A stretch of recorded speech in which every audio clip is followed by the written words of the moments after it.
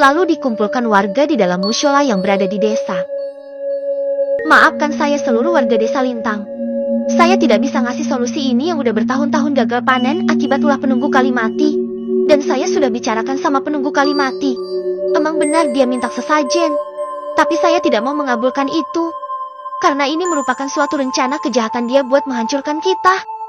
Makanya saya diam saja. Melihat warga membawa sesajen berubah kepala kerbau segala macam. Dan akhirnya dia minta lebih.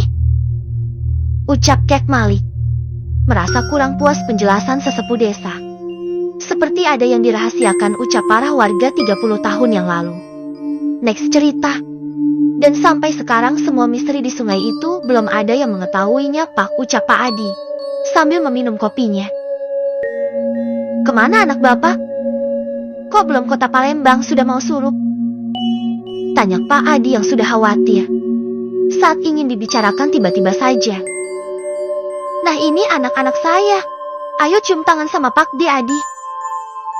Perintah Pak Acil kepada anak kembarnya 3. Sana main sama Bude. Budenya lagi masak buat makan malam. Ucap istri Pak Adi.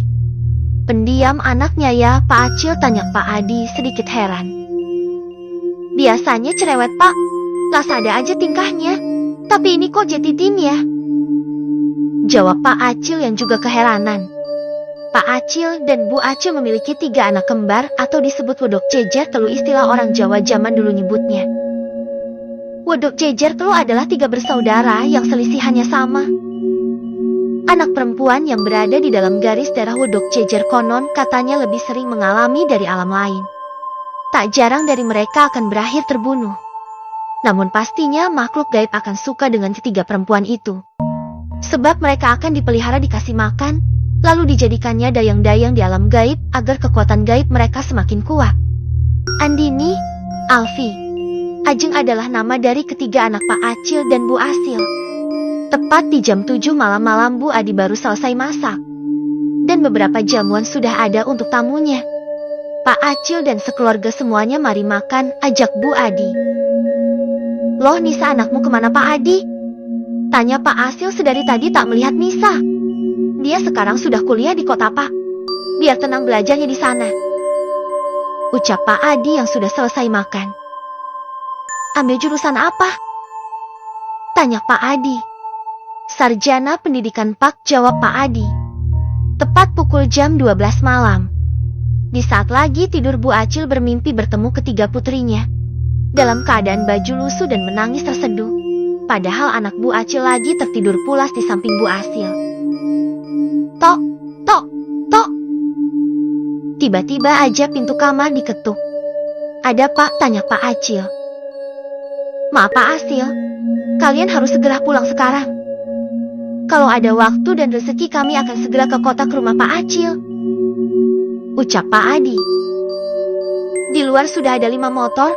Nanti takutnya tidak keburu waktunya.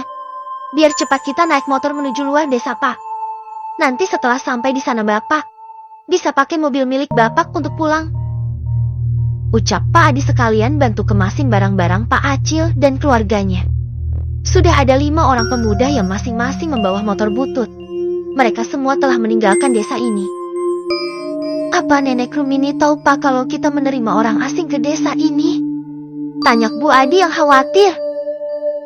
Tidak ada yang tahu Bu selain 5 pemuda tadi, jawab Pak Adi. Untuk saat ini desa kita dilarang menerima kunjungan dari luar desa Bu, ucap Pak Adi. Bapak tahu dari mana? Tanya Bu Adi. Langsung dari Nenek Rumini Bu. Pas rapat sama kades buat ruat di Sungai Kalimati sebelum Pak Acil datang. Makanya Bapak kaget. Keluarga Pak Acil kok bisa datang di saat yang mengacung tepat. Penjelasan Pak Adi. Semenjak kematian Winda, sesepuh desa Nenek Rumini, mendapatkan saran dari Pak Ustadz Syobirin untuk membuat pagar di pinggir sungai atau meruatnya. Nek Rumini lalu mengadakan rapat bersama warga desa Lintang untuk mengadakan ruat selama 7 hari.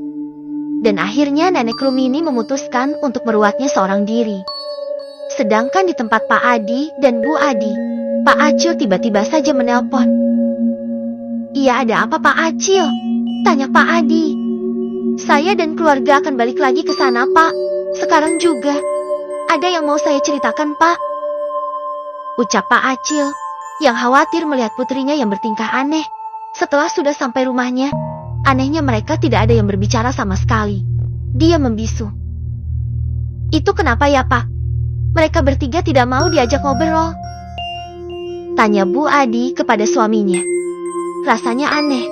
Mereka tetap diam meski sudah diajak berbicara kepada kedua orang tuanya. Ada antara perasaan bingung Pak Acil sama Bu Acil. Saat sedang akan makan malam. Ayo, Ajeng, Alfi, Andini makan dulu, udah Mama siapin semuanya nih. Panggil Bu Adi kepada ketiga putrinya. Tetapi mereka tidak melanjutkan makan, malah meninggalkan kedua orang tuanya yang kebingungan menuju kamar. Coba dicek Pak ke kamar anak-anak, pinta Bu Adi yang udah mulai curiga. Saat ingin dicek ke kamar, Pak Adi melihat pemandangan yang di luar nalar manusia yang dimana ketiga anaknya itu, kepala Andini jatuh ke lantai dengan darah yang keluar dari hidungnya. Sedangkan Alfi duduk di kasur dengan kepala diputarkan ke belakang 360 derajat. Anehnya Ajeng ketawa puas melihat tingkah keduanya. Dan akhirnya Pak Adi dan keluarga balik lagi ke desa Lintang. Yang niatnya ingin berlibur malah menjadi petaka bagi keluarga mereka. Siapa ya yang ada di rumah kita, Pak, ucap Bu Acil yang ketakutan. Entahlah mah, yang jelas itu bukan putri-putri kita, jawab Pak Adi yang gemetaran sambil mengemudikan mobilnya. Terus mereka di mana, Pak? Ibu khawatir sama keadaan mereka, ucap Bu Acil. Mamah masih ingat, sewaktu di rumah Pak Adi, mereka pulang-pulang tim aja tidak banyak bicara. Tanya Pak Acil. Ingat Pak, saat itu Pak Adi pun heran kenapa ketiga putri kita diam aja. Biasanya mereka banyak omong, ucap Bu Acil yang baru sadar. Itulah kenapa saat di rumah Pak Adi, Bu Acil mengalami mimpi buruk tentang ketiga putrinya menangis dengan baju lusuh seolah terjadi sesuatu. Bab kelima.